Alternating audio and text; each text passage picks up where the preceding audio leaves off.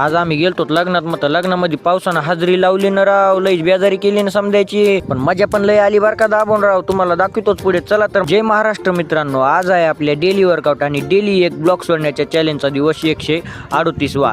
तर कसं आहे ना, आज आपला होता चेस्टचा वर्कआउट. आता मला पुढे जायचं होतं लग्नाला, म्हणून मी गाईगाईनं आपला वर्कआउट कंप्लीट करून घेतला. नंतर आलो गावाकडं. गावाकडे आलो की माऊलीला बोलून घेतलं, म्हणलं ये बाबा लवकर, मलाही घेऊन जाय लग्नाकडे. इथे येऊन बघतोय तर काय, नवरदेवापेक्षा जास्त भारी थाट तर करवल्याचाच होता. म्हणजे आपला गोविंदभाऊच नवरदेवापेक्षा भारी नटलेला. नंतर आलोत नवरदेवाकडे. मग काय, नवरदेवाला बसलं घोड्यावर, म्हणजे गाडीवर हो, घोडा तर काय नव्हता. मग गाडीवर बसविलं. समधे जण निघाले मारुतीच्या मंदिरकडे. अगोदर मारुतीच्या मंदिरमध्ये जायचं होतं. आता समधे प्रमुख पाहुणे पण नवरदेवाच्या मागं मागं जाऊ लागले. मग समधे पोरं म्हणले नवरदेव दर्शन घ्यायला देवाचं तोषक आपण घेऊ धरूत ताल, म्हणजे नाचूत हो. मग काय लागलो समधे नाचायला.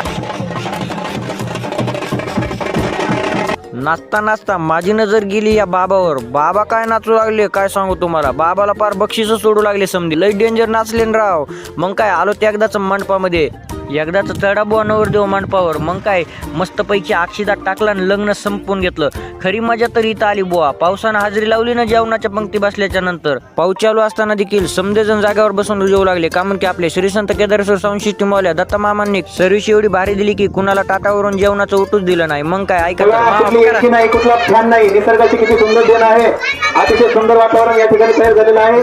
सर्वांनी जेवणात सावकाश करायचे आहेत. दत्ता मामाचे शब्द ऐकून समध्यांनी जेवण कंप्लीट केले. तर आम्ही बसतो जेवायला. तुम्हाला आपला ब्लॉग कसा वाटला ते सांगा, फॉलो करून घ्या.